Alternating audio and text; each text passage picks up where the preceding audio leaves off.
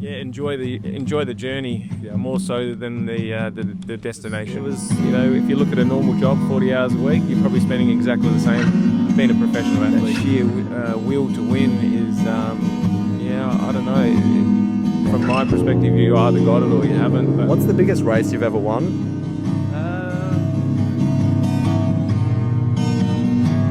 I guess I used to ride mountain bikes on the world circuit in Europe, World Cups, World Champs. I think my father got me into it when I was like 3 years old. I started racing BMX. I just think it organically went from there. I raced BMX for 15 years, and then a friend of mine took me out on a mountain bike, and I started mountain biking. And I guess mountain biking and road was really, I did a lot of road on for training. So that kind of, came into my day to day. And then, here we are, bloody 10, 15 years later. I'm still out in the bunches and still riding cyclocross and mountain bikes on a regular basis, which is great. I love it. Why do you think a lot of people don't follow their passion in life? I think life stresses, I guess. Like, work is busy. Everybody's trying to make a buck and get, the cost of living goes up. The importance of bringing in income it probably gets in the way, I guess. Yeah. Do you have a family, Chris? I do. Okay. Yeah, I got a wife and I got a stepdaughter. Okay. And how do you manage to sort of like balance that being a professional athlete?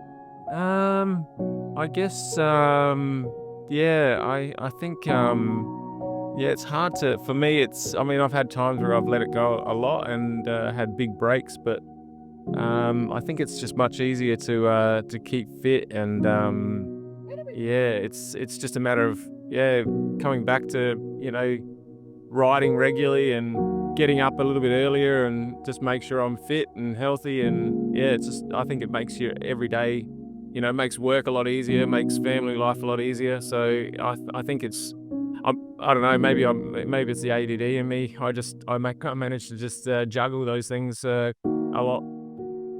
You talked about ADHD. Do you think you have ADHD? I think I do, yeah. I think I do. Does that like help you as a professional athlete? I'm not sure. I haven't really looked into it a great deal, but I guess it probably does. It keeps me. It's whatever I'm into at that time. I kind of get hyper focused, and which I guess he probably does help me in a small way for sure. Okay. And why do you think you're successful as a professional cyclist? Because obviously there's a lot of amateurs, but not many of them like make it to the pro level. Well, when I was a pro, I think, having definitely having the environment. Adelaide's got a great community of cycling people, and I had a lot of support from family and friends, and that really probably made it easy for me to continue and strive for excellence. What's your training looking like as a professional athlete? Well, a lot less than now, but I think, or a lot more than now. Definitely, it was up around the 20-25 hours a week. Yeah. A lot of gym, a lot of core. So that's it was if you look at a normal job, 40 hours a week, you're probably spending exactly the same. Being a professional athlete, you've got to be accountable for each day and keep working at it. These days, it's a lot about like the 80-20 rule, like polarized training. Back in the day, what sort of was the intensity that you were doing that sort of 20 hours at? I guess, probably 80-20, because once racing season comes in, I guess it all balances out. The intensity goes up, but pre-season was a lot of base and a lot of foundation stuff. Probably similar. I've never really looked at it that way, but you're probably smack on. Okay. And what sort of mindset do you have to be like a winner? Is this a certain sort of mindset or sort of like, I don't know, aggression that you need?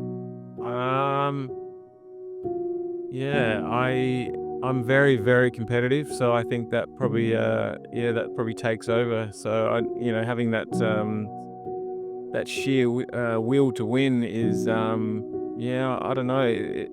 from my perspective, you either got it or you haven't. But I mean, people sort of train and get better at that side of things. But for me, once I started mountain biking, I think that influence from other competitors, having guys that are at the top of their game, like Stuart O'Grady and Baden Cook and all those sort of top roadies, having seeing the way they operate, maybe they were influencing me to a certain degree. Okay. What's the biggest race you've ever won?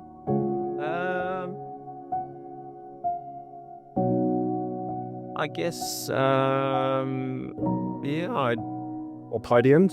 Or race? I mean, I've won a few national titles, but I guess the one that sticks to me are stages like the VTT, the kind of the Tour de France of mountain biking, won stages of that. Some Belgium, E1s, some high races in Europe. They stick close to home. Okay. Is there any tactics that you use to win those, or it's just like sheer sort of like athleticism? I think mountain biking normally mountain biking, the strongest man wins. So you've just got to be, physically fit and in good condition. Your form's got to be spot on at the time. So I think for mountain biking, you've just got to be good off the start, and you've just got to have the form. For mountain biking especially.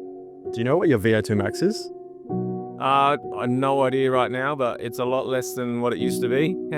I think it was. I think I maxed out at 82. Okay, 82 VO2. So, yeah, I'm betting it's probably a lot less now. Just lastly, what's one bit of advice that you give to your younger self, looking back? It's a good question. I think just follow your dreams. Give it everything you got. It doesn't last forever, so enjoy it while it lasts. Probably one thing that I probably always look back on is enjoy the journey, more so than the destination. Perfect. Thanks so much, mate. Really appreciate it. No worries. Thanks, mate. Really appreciate it.